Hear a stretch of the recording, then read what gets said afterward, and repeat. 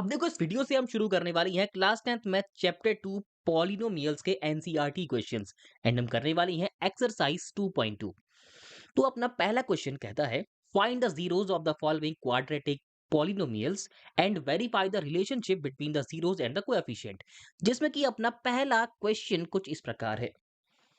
क्या बोला गया है x square minus two x minus eight, यानी कि हमें क्या करना है, सिंपली क्वेश्चन में साफ साफ बोल दिया है कि भैया ये हमको दिया गया है क्वाड्रेटिक पॉलिनोमियल, इसके जीरोस निकालिए एंड उसे वेरीफाई करिए इनके कोएफिशिएंट के साथ, जैसे कि मैंने आपको पिछले वाले एग्जांपल में समझाया था। तो अगर आपको समझ में नहीं आया तो एक बार देख लेते हैं। तो अपना पहले क्वेश्चन का पहला पार्ट क्या दिया हुआ है, x square minus two x and minus का एट। लेट मी कन्फर्म, यही है ना? तो भाई क्या बोला, तो देखो इस क्वेश्चन को बहुत सिंपल तरीके से करने के लिए आपको कुछ चीजें ध्यान में रखनी है। पहली बात तो ये चेक कर लो कि क्या ये गिवन इक्वेशन अपने जनरल फॉर्म में है या फिर नहीं है।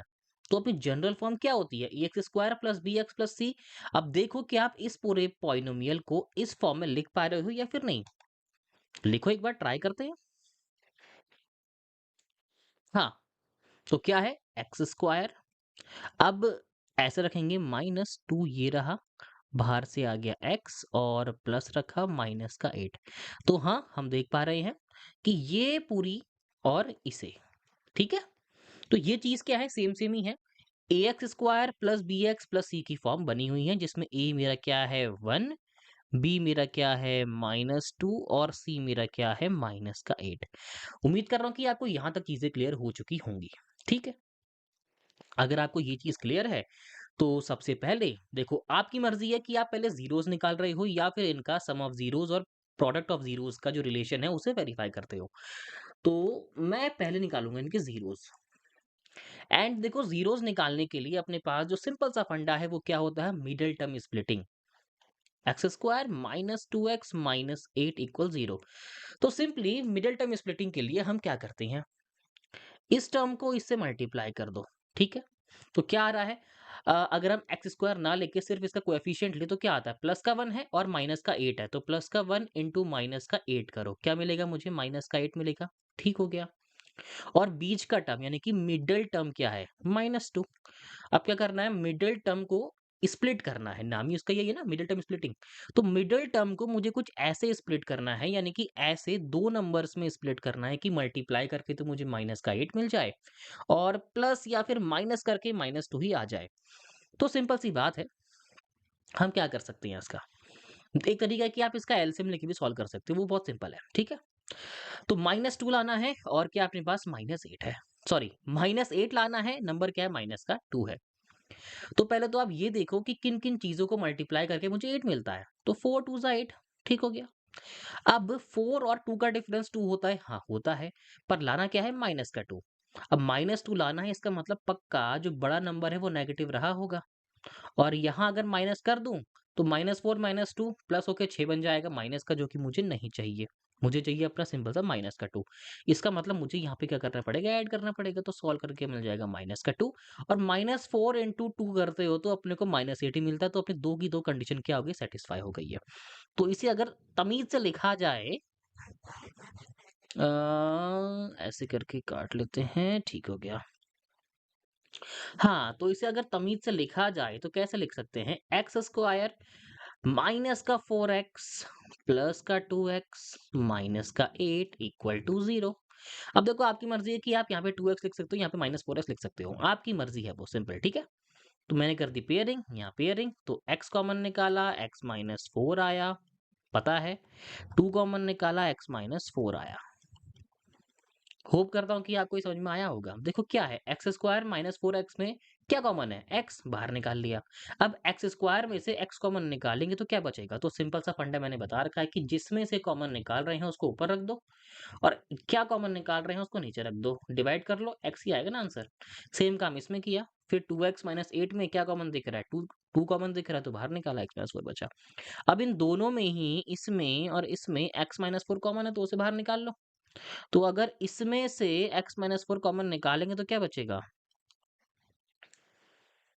कॉमन निकाल लो, क्या बचेगा, सिंपल x बचेगा।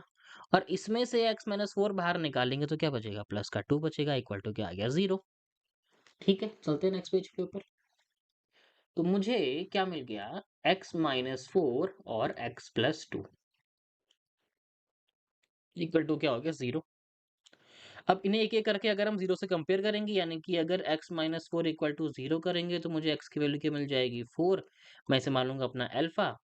x प्लस 2 को अगर 0 से कंपेयर करेंगे तो x की वैल्यू कितनी मिल जाएगी, माइनस का 2, एंड इसे मान लूंगा मैं अपना बीटा। क्लियर। तो अल्फा मिल गया, बीटा मिल गया। अब करते हैं इनके रिलेशन को वेरीफाई। जीरो जब निकाल चुके हैं, अब इनके रिलेशन क्या करना है, वेरीफाई करना है। अ, तो भाई x square minus 2x minus 8 equal 0, ये है अपनी क्या मेन इक्वेशन। ठीक है। अल्फा प्लस बीटा यानी कि सम ऑफ जीरोस क्या होता है formula, minus coefficient of x upon coefficient of x square. तो माइनस साइन लगाएंगे, कोएफिशिएंट ऑफ एक्स लिखेंगे which is minus 2 upon coefficient of x square which is 1। तो कितना आ गया, देखो 2 अपॉन 1 2 ही होता है। ठीक है। और अल्फा इंटू बीटा भी निकाल के देख लो एक बार, क्या आ रहा है। हाँ, तो क्या होता है वो, constant upon coefficient of x square. Constant कितना है, माइनस का 8 upon coefficient of x square which is 1, यानी कि आंसर कितना है, सिंपल सा माइनस का 8 आया।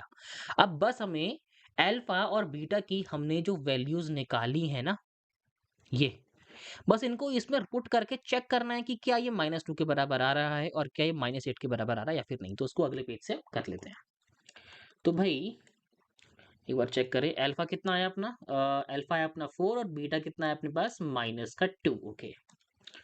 तो अल्फा प्लस बीटा निकालेंगे तो वो तो एक्चुअल में -2, सॉरी माइनस नहीं है, 2 आ रखा है।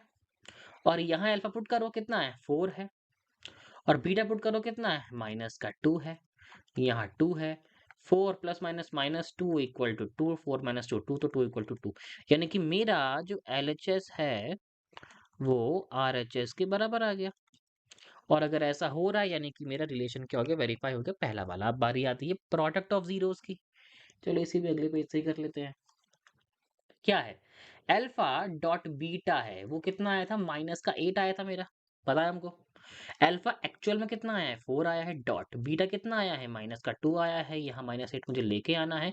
4 2 ज़ाइड मेरे गाँव में 8 ही होता है, प्लस माइनस माइनस हो गया तो इक्वल टू -8। तो अगेन मेरा जो LHS है वो क्या हो गया, RHS के बराबर हो गया। और अगर ऐसा है तो मेरे दोनों ही रिलेशन क्या कर गए हैं, सेटिस्फाई कर गए हैं। तो मैंने इसे वेरीफाई भी कर लिया है। सिंपल सा काम है, इक्वेशन लिखी, जीरोस निकाले, जीरोस इनका सम ऑफ जीरोस निकाला, प्रोडक्ट निकाला, ये वैल्यूज निकाली, ये निकाली, बाद में इसी में रख के हमने क्या कर लिया, वेरीफाई कर लिया कि एक्चुअल में ये आ रहा है या फिर नहीं आ रहा है। ठीक है। Alpha plus beta, alpha beta हम निकालेंगे अपनी मेन इक्वेशन से फॉर्मूला यूज करके। और जो अल्फा और जो बीटा निकाला है उसे ऐसे ही हम प्लस कर लेंगे, ऐसे ही मल्टीप्लाई कर लेंगे। और बाद में इनकी वैल्यू से चेक करेंगे कि या उसके बराबर है या फिर नहीं। तो होप करता हूँ कि आपको ये क्वेश्चन समझ में आ गया होगा। अगर नहीं आया तो नीचे कमेंट कर देना, मैं आपको अच्छे से एक्सप्लेन भी कर दूंगा।